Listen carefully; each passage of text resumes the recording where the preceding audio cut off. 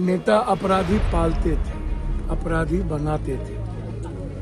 अब अपराधी ही नेता बन गया। ये किसी की हत्या नहीं है, ये व्यवस्था की हत्या है, ये सिस्टम की हत्या है। ऐसे लोगों को अविलंब शूट एंड साइट करनी चाहिए। कानून पर भारी पड़ गया है इस देश में पैसा। नमस्कार, आप लाइव सीरीज देख रहे हैं। आपके साथ मैं हूं वसीम खान पूर्णिया। सांसद देखिए पप्पू यादव, जो कि गरीबों के मसीहा कहे जाते हैं, और ऐसे में खगड़िया जिला पहुंचे थे। तस्वीरें देखिए पप्पू यादव किस तरीके से खगड़िया पहुंचे हैं।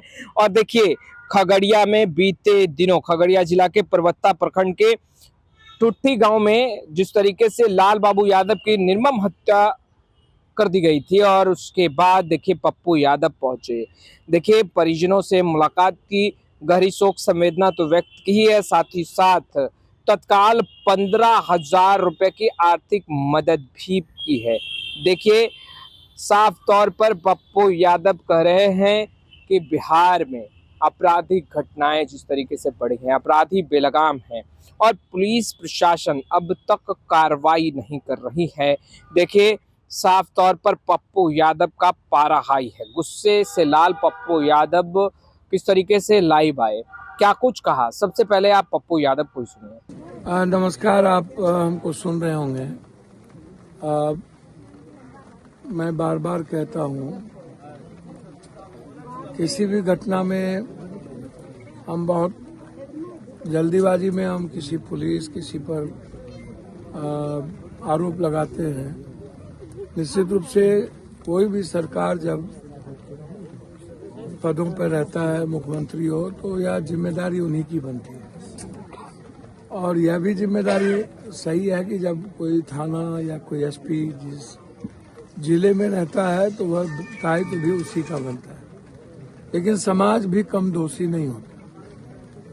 समाज में जो बड़े लोग हैं, नेता हैं या सामाजिक लोग हैं, वह प्रोटेक्ट करती है अपराधियों को। मैं बार बार कहता हूं कि पहले नेता अपराधी को चलाते थे, नेता अपराधी पालते थे, अपराधी बनाते थे। अब अपराधी ही नेता बन गया, और अब अपराधी ही नेता को पालने लगे, नेता को चलाने लगे। नेता की कुर्सी सुरक्षित ही किसी जातीय अपराधी के कारण है, और समाज में ऐसे अपराधी को लोग प्रोटेक्ट कर देते हैं जाति के आधार पर भी। मिलूंगा, देखिए इस घटना को आप इस रूप में मत देखिए कि किसी की हत्या हो गई। ये किसी की हत्या नहीं है, ये व्यवस्था की हत्या है, ये सिस्टम की हत्या है, ये कानून की हत्या है, संविधान की हत्या है, और ये आजादी का हत्या है। एक व्यक्ति को 7 गोली मार के है, बस उनका दोष इतना था कि उन्होंने एक विजय सिंह नाम के किसान के आग्रह पर उनका मकई उनके दरवाजे पहुंचा दिया। या पसंद इस इलाके के टुच्चे ऐसे लोगों को क्यों समाज छोड़ी हुई है, ऐसे लोगों को अविलंब शूट एंड साइट करनी चाहिए, या तो समाज को घेर के ऐसे अपराधी को जो लगातार आधा दर्जन से ऊपर निर्दोषों की हत्या कर चुका हो, ऐसे लोगों को नंगा तार में लटका देने की जरूरत है, जो समाज के लिए नासूर हो जाए, और जो किसी भी इंसान के लिए नासूर हो जाए, उसको जिंदा रहने का राइट नहीं मिलना चाहिए। कानून में ऐसे लोगों को जीने का रास्ता देता है। 5 बार ये जेल गए, 5 बार में इनको बेल मिल गई। मुझे पता नहीं, मैं कानून पर नहीं लगा सकता हूँ। मुझको लगता है कि कोर्ट के बारे में मेरी ओपिनियन साफ है, मैं नहीं कह सकता।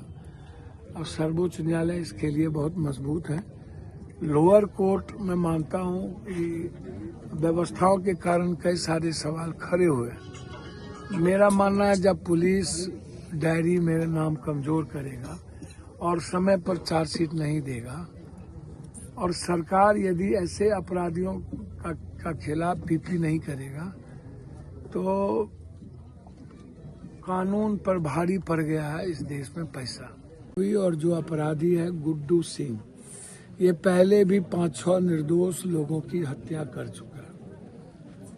शाह जी की हत्या कर चुका, शर्मा जी की हत्या कर चुका, और जो बुजुर्ग की हत्या हुई उसके पीछे कोई कारण नहीं है, या जिसकी भी हत्या हुई उसके पीछे भी कोई कारण नहीं है, कोई दुश्मनी नहीं है। बस मैं बहुत बड़ा आतंक हूँ, ताकतवर हूँ, हम ले भी मांगेंगे, हम रंगदारी मांगेंगे, हमें पहुंचा दो। ये मेरा राज है, यहाँ कोई सरकार नहीं है। पहले भी याद होगा आपको 3-3, 4-4 लोगों की लेवी के कारण इस इलाके में कई हत्या का दौर चला था। मुझे आश्चर्य होता है जब भी मैं परबत्ता या इस इलाके में आता हूँ तो मैं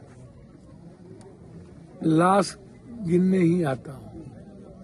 ये मेरा ही दुर्भाग्य है, जब मैं कहीं जाता हूँ तो मौत में ही या किसी घटना में ही मुझे जाना पड़ता है। मैंने कभी खुशियों में मैं नहीं आ सका। मैं आपको कुछ दिन पहले छपरा में मैंने कहा, गोपालगंज में कहा, सिवान में मैंने कही, अभी जब मैं शहादत पर गया था तब भी मैंने कहा कि मैं छपरा, गोपालगंज, सिवान 81 से जाता हूँ, लेकिन लाश उठाने जाता हूँ। जमींदारों की जमीन लेके किसी तरह परवरिश करता हूँ। बासा पर अपने भैंस के दूध से अपनी जिंदगी जीता हूँ। दूध ले लेना, जाकर के पैर से दूध का गिरा देना, आतंक की सीमा भी छिछोरेपन वाली, निचले स्तर की, और इस कदर का आतंक कि हर आदमी स्वीकार कर लिया हो तो फिर बिहार बचने का क्या उम्मीद है। जब बिहार के 13 करोड़ लोग अपने जातीय क्रिमिनल को प्रोटेक्ट करेंगे और क्रिमिनल को ही आका मान लेंगे और क्रिमिनल को ही वोट भी देंगे और क्रिमिनल के दहशत से चुप हो जाएंगे, रास्ते कुछ नहीं बचता फिर बिहार बचने की और 13 करोड़ लोगों के बचने की। इसलिए मैं गुड्डू सिंह थाना प्रभारी को मैंने कहा कि इस इलाके में आप पेट्रोलिंग को बढ़ाइए, मकई काटना है, और लोग दहशत से मकई नहीं काट रहे हैं, लोग बासा पर नहीं जा रहे हैं। और जिसकी हत्या की गई है, और क्या नाम है, बाबूलाल यादव, उनके बच्चे, उनके परिवार दहशत में है। उनके बच्चे परिवार को लगता है कि अब हमें न मार दे। वो गए थे उनके छोटे बच्चों को ढूंढने, नहीं मिलने के कारण 7 गोली बाबूलाल जी को मार दिया। अब उनकी पत्नी आप देखिए ही किस तरह बेहोश है, बगल में उनकी मिसेज है जो बिल्कुल अपने बच्चों को लेके गंभीर चिंता है। तो आपने सुना पप्पू यादव को, पप्पू यादव की आंखें नम है। और देखिए आज पप्पू यादव खगड़िया जिले को लेकर जिस तरीके से चिंतित नजर आ रहे हैं, लाल बाबू की जिस तरीके से निर्मम हत्या की गई, पप्पू यादव की आंखें आप देख रहे हैं नम हैं, और सवाल पुलिस प्रशासन से पूछते हुए आखिर कार्रवाई क्यों नहीं। फिलहाल इस वीडियो में इतना ही। आपका बहुत बहुत शुक्रिया।